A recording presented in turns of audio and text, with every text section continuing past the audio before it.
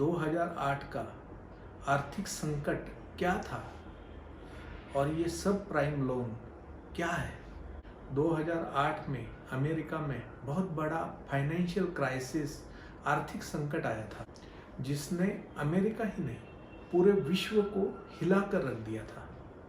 क्या था ये संकट, क्या थे उसके कारण और कैसे अमेरिका ने इस संकट से कामयाबी के साथ मुकाबला किया। 90 के दशक में अमेरिका में फॉरेन फंड आ रहे थे। रशिया, एशिया से आने वाले इन पैसों के कारण अमेरिका के पास इतने पैसे हो गए कि इन पैसों पे मुनाफा पाने के लिए उन्होंने लोगों को होम लोन, मॉर्गेज देने शुरू कर दिए। अमेरिका में होम लोन पाना बहुत ही आसान हो गया। कम ब्याज, डाउन पेमेंट नहीं और कम कंडीशंस के कारण लोग नए घर लेने लगे। अमेरिकन ड्रीम पूरा होने लगा।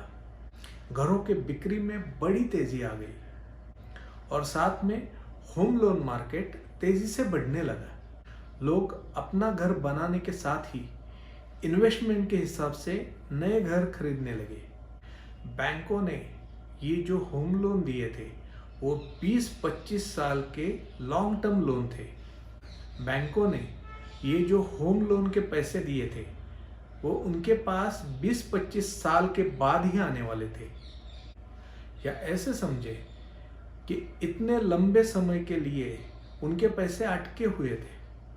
तो बैंकों ने हजारों लोन मॉर्गेजेस को एक करके एक बॉन्ड बनवाया जिसे CDO, कोलैटरल डेब्ट ऑब्लिगेशन कहा गया।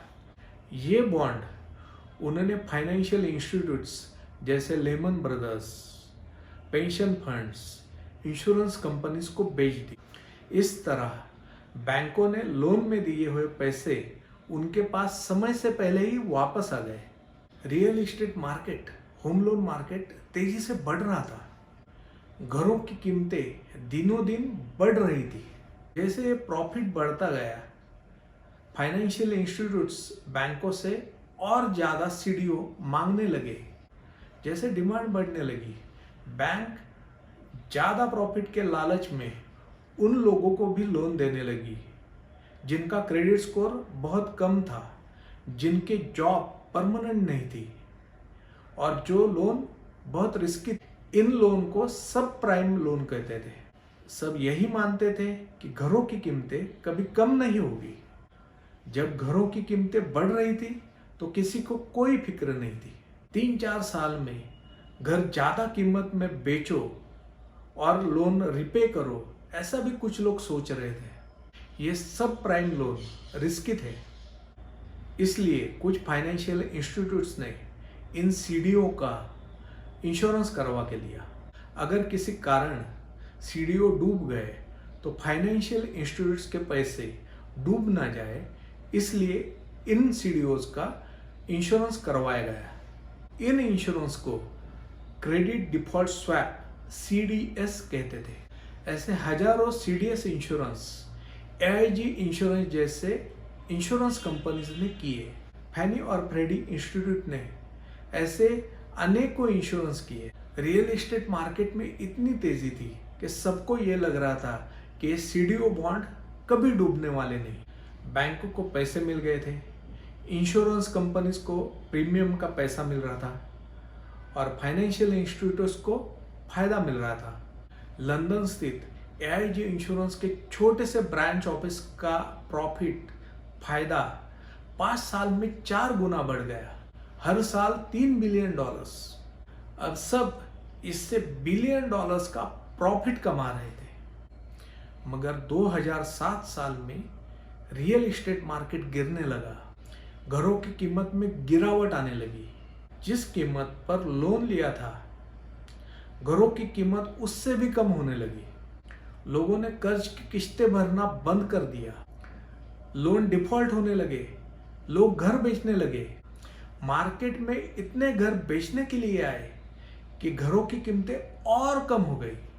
बाजार में हजारों घर बेचने के लिए थे मगर उन्हें खरीदने के लिए कोई नहीं था। जैसे लोगों ने कर्ज की किस्तें भरना बंद कर दिया, वो होम लोन डिफॉल्ट होने लगे। वैसे सीडीओ बॉन्ड फेल होने लगे। जब ये बॉन्ड फेल होने लगे तो इंश्योरेंस कंपनीज को, फाइनेंशियल इंस्टीट्यूट्स को इंश्योरेंस के तहत बॉन्ड के पैसे देना आवश्यक था। इंश्योरेंस कंपनियां जो अब तक सिर्फ प्रीमियम के पैसे लेकर फायदे में थी, उन्हें बॉन्ड के बिलियंस ऑफ डॉलर्स वापस करना जरूरी था। बैंक, फाइनेंशियल इंस्टीट्यूट्स और इंश्योरेंस कंपनियां सब खतरे में आ गई। मार्केट में लिक्विडिटी खत्म हो गई। सब नए लोन भी रुक गए। ये बहुत ही गंभीर परिस्थिति हो गई थी।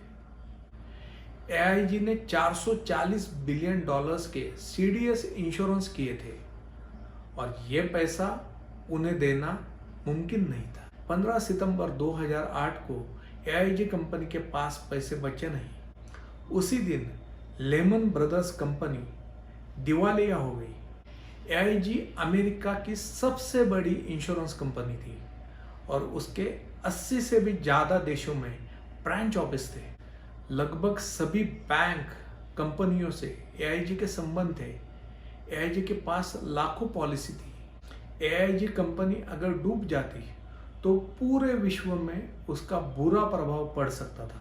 फैनी और फ्रेडी कंपनियों ने $5 ट्रिलियन के करीब मॉर्गेज इंश्योरेंस कर दिए थे। सब एक दूसरे के साथ कनेक्टेड थे, जुड़े हुए थे। ये एक असाधारण परिस्थिति थी। अगर अमेरिका सही कदम नहीं उठाती तो सिर्फ अमेरिका ही नहीं बल्कि पूरे विश्व की बैंकिंग प्रणाली खत्म हो जाती थी। ये बहुत गहरा संकट था और बहुत धैर्य और समझदारी से इस संकट से उबारना जरूरी था। अमेरिका इस संकट से निपटने में कैसे कामयाब रही, ये हम अगले वीडियो में देखेंगे।